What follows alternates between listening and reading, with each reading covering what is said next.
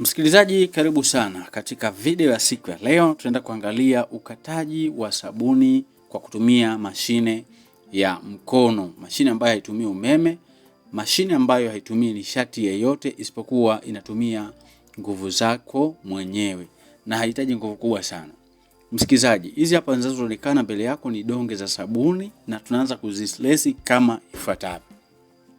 Karibu, ikiwa unapenda kujifunza zaidi, unaweza ukajiunga na madarasa yetu WhatsApp kupitia 0783500971.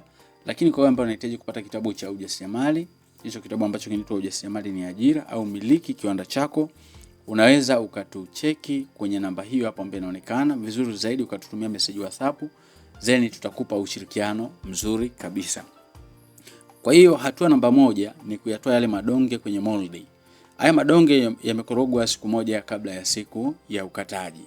Kwa siku ya jana tulikuwa kwenye zoezi la kukoroga sabuni yetu na tumekwisha kuikoroga na imekwisha kuiganda. Baada ya kuganda, sasa tuko nayo hapa, tunaanza kuyakata au kuyaslice. Ukataji wa sabuni, msikilizaji, ni rahisi sana.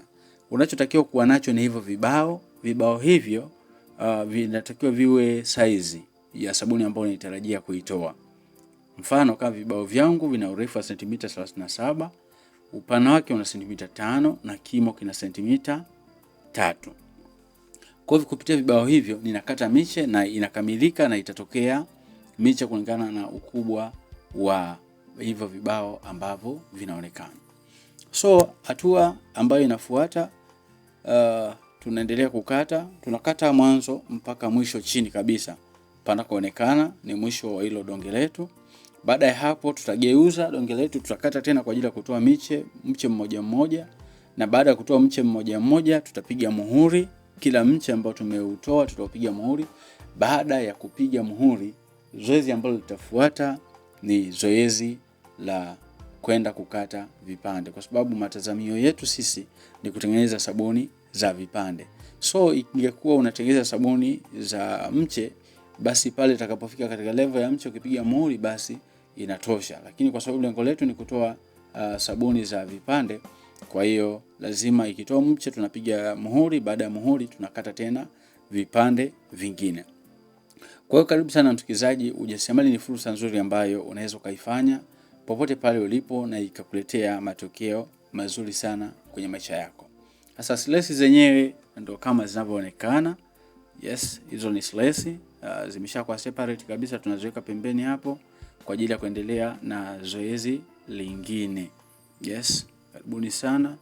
Sasa tukajionea. Baada ya hapo tunapandisha donge kwenye mashine namna hiyo kama inavyoonekana. Tunaendelea kusukuma. Ukisukuma hivyo maana yake inakuwa imekwisha kukata tayari. Ukisukuma hilo donge unakuwa umekwisha kukata tayari. Yes, unasukuma mara moja namna hiyo. Yes, safi. Namna hiyo ukataji wa sabuni unakuwa ni mrahisi sana namna hiyo. Kile kireject kinachobaki kitasubiri mkorogo ujao. Kwenye sabuni hakuna kitu ambacho kinatupwa. So ukiona kwamba kuna reject nyingi zimebaki, jua zitafaa tena katika mkorogo ambao unafaa au unafuata. Mkorogo ambao unafaa unafuata, utabeba hizo reject zote kwa ajili ya kuendelea kuongeza volume ya mkorogo ambao utafuata. Kwa mashine kama hii msikilizaji, unaweza ukakata sabuni zaidi ya hata 10,000 kwa siku. Kwa ni spidi yako na wepesi wako wa mkono unaweza ukakufanya ukapata matokeo mazuri zaidi katika sabuni yako. Kwa msikilizaji, karibu sana. Baada ya hapo zoezi ambalo litafuata, tutaenda kuzipiga muhuri sabuni zetu za miche.